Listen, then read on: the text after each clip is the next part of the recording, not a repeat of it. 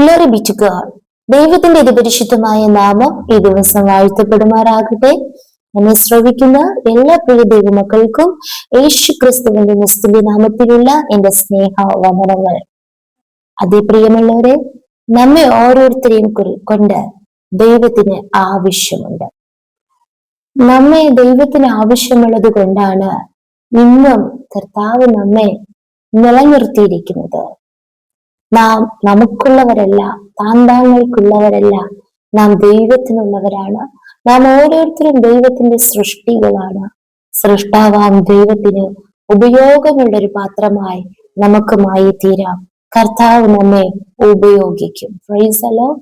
അതിനായി ആ കുശവന്റെ കയ്യിലെ കല്ലുമണ്ണ് പോലെ ദൈവകരങ്ങളിൽ നാം നമ്മെയും പൂർണ്ണമായി സമർപ്പിക്കുമെങ്കിൽ കർത്താവ് തന്റെ ഹിതപ്രകാരം, തന്റെ ഇഷ്ടപ്രകാരം നമ്മെ തനിക്കായി ഉപയോഗിക്കും. Price the Lord. ഇന്നത്തെ ചിന്തയ്ക്ക് ആധാരമായി രണ്ട് വേദഭാഗങ്ങൾ നമുക്ക് വായിക്കാം. ഒന്നാമതായി മർക്കോസ് എഴുതിയ സുവിശേഷം 11-ാം അധ്യായം അതിന്റെ 2-3 വചനങ്ങൾ നമുക്ക് വായിക്കാം. ആമേൻ. നിങ്ങൾക്കെതിരെയുള്ള ഗ്രാമത്തിൽ ചെല്ലുവിൻ, അതിൽ കടന്നാൽ ഉടനെ ആരും ഒരിക്കലും കയറിയിട്ടില്ലാത്ത ഒരു കഴുതക്കുട്ടിയെ കെട്ടിയിരിക്കുന്നത് കാണും. അതിനെ അഴിച്ചു കൊണ്ടുവരുവിൻ.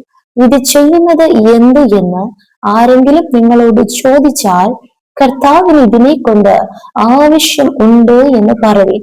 അവൻ ക്ഷണത്തിൽ അതിനെ ഇങ്ങോട്ട് അയക്കും എന്ന് പറഞ്ഞു. Praise the Lord. Mark chapter 11 verse 2 and 3.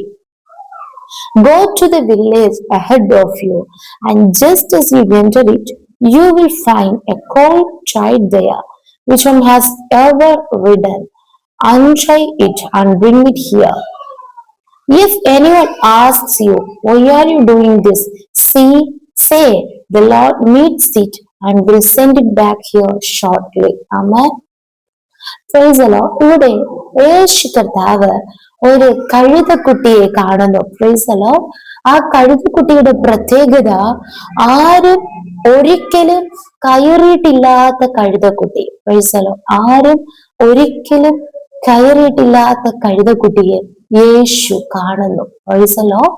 യേശു അതിന്റെ അടുക്കൽ പോയിട്ടില്ല, യേശു അതിന്റെ സമീപത്തല്ല നിൽക്കുന്നത്, എന്നാൽ യേശു കാണുന്നു. പ്രിയ ദൈവമക്കളെ, ഇന്ന് നാം ഏത് സാഹചര്യത്തിലായിരിക്കുന്നു എന്ന് നമ്മോട് കൂടെയുള്ളവരെക്കാളും, നമ്മുടെ സമീപത്തുള്ളവരെക്കാളും, നമ്മുടെ ബന്ധങ്ങളെക്കാളും ഉപരി നമ്മെ കാണുന്ന, നമ്മെ അറിയുന്ന ഏത് വിഷയത്തിലാണോ നാം ബന്ധിക്കപ്പെട്ടിരിക്കുന്നത്, നാം കെട്ടപ്പെട്ടിരിക്കുന്നത്, പുറത്തു വരുവാൻ കഴിയാതെ, സ്തോത്രം നിവരുവാൻ കഴിയാതെ, ദൈവത്താലുള്ള അനുഗ്രഹം പ്രാപിക്കുവാൻ കഴിയാതെ എവിടെയാണോ നാം തടസ്സപ്പെട്ടിരിക്കുന്നത്, നമ്മുടെ ആത്മീക, ശാരീരിക, മാനസിക, ഭൗതിക, സാമ്പത്തിക, വിദ്യാഭ്യാസ, ഭാവി സകല മേഖലകളിലും എവിടെയാണോ നാം വന്ന് പകച്ചു നിൽക്കുന്നത് എന്ന് നമ്മെ നല്ലവണ്ണം അറിയുന്ന, നമ്മെ കാണുന്ന കർത്താവ് ഇന്നും നമ്മോട് സംസാരിക്കുന്നു. Price the lord. ആ കർത്താവിന്റെ കണ്ണുകൾ അഗ്നിജ്വാലയ്ക്ക് തോന്നുന്ന കണ്ണുകൾ, ഇപ്പോഴും ആ കർത്താവിന്റെ കണ്ണുകൾ നമ്മെ നോക്കിക്കൊണ്ടിരിക്കുന്നു. തങ്ങൾ ഏകാഗ്ര ചിത്തന്മാരായിരിക്കുന്നവർക്ക് വേണ്ടി തന്നെത്താൻ ബലവാനെന്ന് കാണിക്കേണ്ടതിനെ യഹോവയുടെ കണ്ണ് ഭൂമിയിൽ എല്ലായിടും ഊടാടിക്കൊണ്ടിരിക്കുന്നു. പ്രിയ ദൈവമക്കളെ, ഏകാഗ്രതയോടെ കർത്താവിനെ സേവിക്കാം. നിശ്ചയമായി നമുക്ക് വേണ്ടി ദൈവം തന്നെത്താൻ ബലവാനെന്ന് കാണിക്കും. ബലവാനായ കർത്താവ് നമുക്ക് വേണ്ടി ഇറങ്ങും, നമുക്ക് വേണ്ടി അത്ഭുതങ്ങളെ പ്രവർത്തിക്കും. എന്നാൽ ഇവിടെ യേശു കർത്താവ് ആ കഴുതക്കുട്ടിയെ കണ്ടിട്ട് എന്റെ ശിഷ്യന്മാരിൽ 2 പേരെ വിളിച്ചിട്ട് പറയുന്നു, നിങ്ങൾക്കെതിരെയുള്ള ഗ്രാമത്തിൽ ചെല്ലുവിൻ. ചെല്ലുമ്പോൾ തന്നെ അവിടെ ഒരു കഴുതക്കുട്ടിയെ കെട്ടിയിരിക്കുന്നത് നിങ്ങളും കാണും. Price the Lord. ഹല്ലേലൂയ. ഈ നാളുകളിൽ വിഷയങ്ങളെ അവൻ കണ്ട് പ്രാർത്ഥിക്കുവാൻ, ആത്മകണ്ണുകൾ തുറന്ന് നമ്മുടെ സകല വിഷയങ്ങളെ കണ്ട് പ്രാർത്ഥിക്കുവാൻ കർത്താവ് നമ്മേവരെയും സഹായിക്കുവാനാകട്ടെ. ഈ നാളുകളിൽ നമുക്ക് മുമ്പാൽ കെട്ടപ്പെട്ടിരിക്കുന്ന ചില അവസ്ഥകളെ അഴിച്ചു കൊണ്ടുവരുവാൻ കർത്താവ് നമ്മെയും ഉപയോഗിക്കട്ടെ. Price the Lord. അതിനായി ദൈവകരങ്ങളെ നമ്മെ തന്നെ ഏൽപ്പിച്ചു കൊടുക്കാം. എന്നാൽ യേശു കർത്താവ് അവിടെ പറയുന്നു, അത് കെട്ടപ്പെട്ടിരിക്കുമ്പോൾ ആരും അതിന് കയറുകയുമില്ല. സ്തോത്രം. ഹല്ലേലൂയ. ആരും ഒരിക്കലും കയറിയിട്ടില്ല. ആമേൻ. അത് കെട്ടിയിരിക്കുമ്പോൾ എല്ലാവർക്കും ഒരു കുഴപ്പവുമില്ല ആർക്കും. എന്നാൽ നിങ്ങൾ അതിനെ അഴിക്കുവാൻ പോകുമ്പോൾ നിശ്ചയമായി ചോദിക്കും, എന്തിനാണ് ഇതിനെ അഴിക്കുന്നത്? അപ്പോൾ പറയേണ്ട ഒരു കാര്യം, കർത്താവിന് ഇതിനെ കൊണ്ട് ആവശ്യം ഉണ്ട്. പ്രിയ ദൈവമക്കളെ, വർഷങ്ങൾക്ക് മുൻപ്, നൂറ്റാണ്ടുകൾക്ക് മുൻപ് പ്രവാചകന്മാർ മുഖാന്തരം അരുളി ചെയ്ത ഒരു വാഗ്ദത്തമാണ്, യേശുവിനെ കുറിച്ചുള്ള ഒരു പ്രവചനമാണ്. യേശു കർത്താവ് കഴുതക്കുട്ടിയുടെ പുറത്ത് കയറി വരുമെന്ന്. Price the Lord. അത് നിവർത്തീകരിക്കുവാൻ ദൈവം തെരഞ്ഞെടുത്തത് എല്ലാവരും എപ്പോഴും കയറി എല്ലാവരും കൊണ്ടു നടക്കുന്ന ഒരു കഴുതക്കുട്ടിയെ അല്ല. ആരോരുമില്ലാതെ അനാഥത്വമുള്ളതെന്ന് തോന്നുന്ന, ആരുമൊരിക്കലും കയറിയിട്ടില്ലാത്ത, എല്ലാവരും ഉപേക്ഷിച്ച, തള്ളിക്കളഞ്ഞ, എല്ലാവരും കണ്ടും കാണാതെ പോയ, മാറിക്കളഞ്ഞ, തങ്ങളെ തന്നെ ഇതിനു മുൻപായി മറച്ചു കളഞ്ഞ ആ കഴുതക്കുട്ടിയെ യേശു കണ്ടു. ആമേൻ.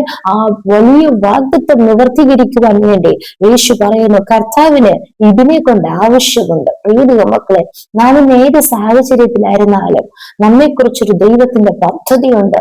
നിശ്ചയമായി തക്ക സമയത്ത് കർത്താവ് അത് നിവർത്തീകരിച്ചിരിക്കും. പ്രൈസലോ.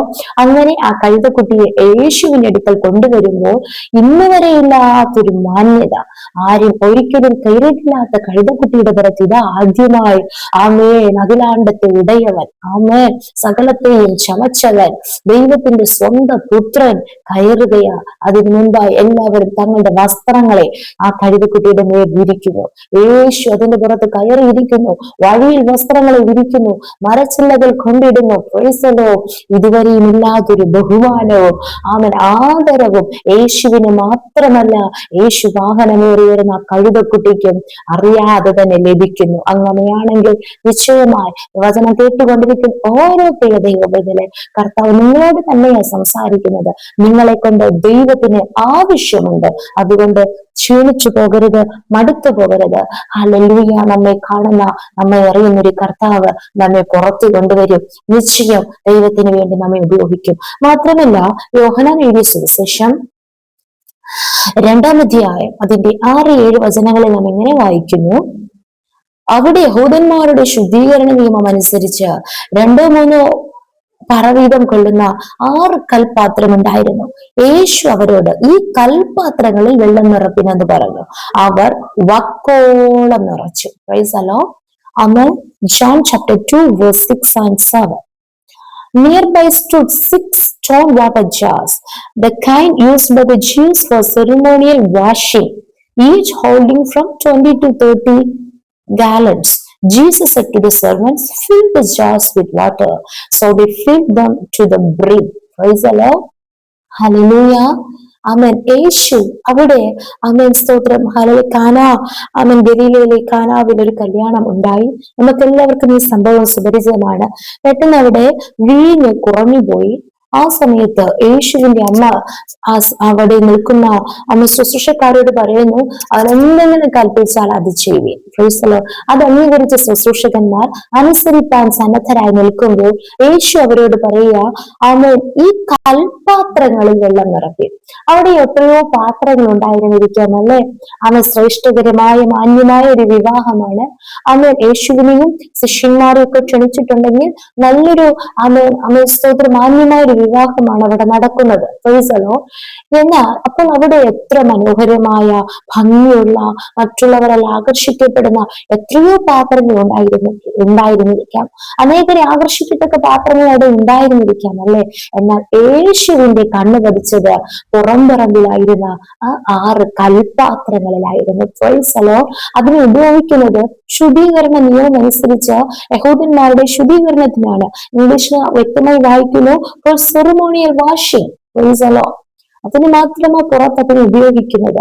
എന്നാൽ യേശു പറഞ്ഞു, ഈ കൽപാത്രങ്ങളിൽ നിങ്ങൾ വെള്ളം നിറയ്ക്കും. അത് രുചിയേറിയ, ഹല്ലേലൂയ, നല്ല വീഞ്ഞ്. ആമേൻ. സ്തോത്രം, സ്തോത്രം, സ്തോത്രം. ഹല്ലേലൂയ. ഇത്രയും നല്ലൊരു വീഞ്ഞ് ആമേൻ പകരുവാൻ വേണ്ടി ദൈവം ഉപയോഗിച്ചത് ഈ കൽപാത്രങ്ങളെ ആയിരുന്നു. പ്രിയ ദൈവമക്കളെ, ഇന്ന് നാം സ്തോത്രം ഏത് പുറത്താക്കപ്പെട്ട അവസ്ഥയായിരുന്നല്ല, അതായത് ഹല്ലേലൂയ, എല്ലാവരിൽ നിന്നും ഒറ്റപ്പെടുന്ന ഒരു അനുഭവം, എവിടെയും ഒതുക്കപ്പെടുന്ന ഒരു സാഹചര്യങ്ങൾ, മാറ്റി നിർത്തപ്പെടലുകൾ ഒക്കെ അനുഭവിക്കുന്ന ഓരോ ഉള്ളങ്ങളോട് കർത്താവ് സംസാരിക്കുന്നു. പ്രിയ മക്കളെ, നമ്മെ മാധുര്യമാക്കുവാൻ, അനേകർക്ക് പ്രയോജനകരമായി തീരുവാൻ, നമ്മെ കൊണ്ട് വലിയവ ചെയ്തെടുക്കുവാൻ കർത്താവിന് ഇഷ്ടം തോന്നുകയാ. പ്രൈസലോ. ഇവിടെ യേശു അടയാളങ്ങളുടെ ആരംഭമായി ഗലീലയിലെ കാനാവിൽ വെച്ച് തന്റെ മഹത്വം വെളിപ്പെടുത്തിയപ്പോൾ യേശു ഉപയോഗിച്ചത് ആ 6 കൽപാത്രങ്ങളെ ആയിരുന്നു. യേശുവിന്റെ ഒന്നാമത്തെ അത്ഭുതം അവിടെ നടന്നു, മഹത്വം വെളിപ്പെട്ടത്. പ്രിയ ദൈവമക്കളെ, എത്ര പേർ വിശ്വസിക്കുന്നു ദൈവത്തിന്റെ മഹത്വം വെളിപ്പെടുത്തുവാൻ, അത്ഭുതമാക്കി തീർക്കുവാൻ ദൈവം നമ്മയും ഉപയോഗിക്കും? നമ്മുടെ അവസ്ഥകൾ, നമ്മുടെ സാഹചര്യങ്ങൾ, ഇന്നത്തെ നമ്മുടെ സ്തോത്രം ഇരിപ്പ്, നമ്മുടെ നിൽപ്പ് എവിടെയായിരുന്നാലും, ഏത് അവസ്ഥയിലിരുന്നാലും ദൈവത്തിന് വിഷയമല്ല.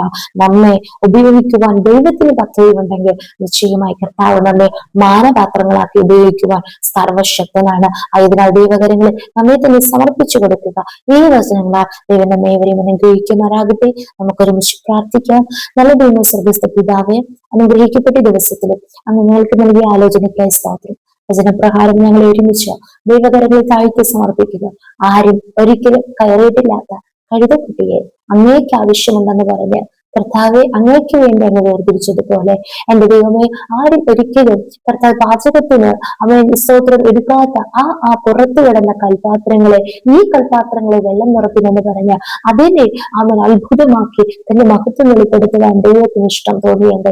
എന്റെ ദൈവമേ, വചനം കേട്ടുകൊണ്ടിരിക്കുന്ന ഞങ്ങളെ ഓരോരുത്തരെയും ഉപയോഗിക്കുവാൻ അങ്ങ് സർവശക്തനാണ്. നാടുകളിൽ കർത്താവ് ഞങ്ങളെ തന്നെ നടക്കടങ്ങളിൽ പൂർണ്ണമായി സമർപ്പിക്കുന്ന കർത്താവ് മാനപാത്രങ്ങളായി അങ്ങേക്ക് ഉപയോഗമുള്ള പാത്രമാണ് ദൈവം ഞങ്ങളെ കർത്താവ് ഉപയോഗിക്കുന്നതിനാൽ സ്തോത്രം. ഈ അന്ത്യകാലത്ത് ഞങ്ങളെ കർത്താവ് ഞങ്ങളുടെ മാനമഹത്വത്തിനായി ഉപയോഗിക്കണമേ കർത്താവ്. ശ്രേഷ്ഠമേറിയ കർത്താവ്, അപ്പൊ അധികാരങ്ങളെ നൽകി അഭിഷേകം പകർന്ന് അങ്ങനെ ഞങ്ങളെ ഉപയോഗിക്കുന്നതിനായി സ്തോത്രം സമർപ്പിക്കുന്നു. യേശുവിന്റെ പിതാവിനുള്ള നാമത്തിൽ പ്രാർത്ഥന കേൾക്കണം. സ്വർഗ്ഗസ്ഥ നല്ല പിതാവേ. ആമേൻ, ആമേൻ, ആമേൻ. May God bless you.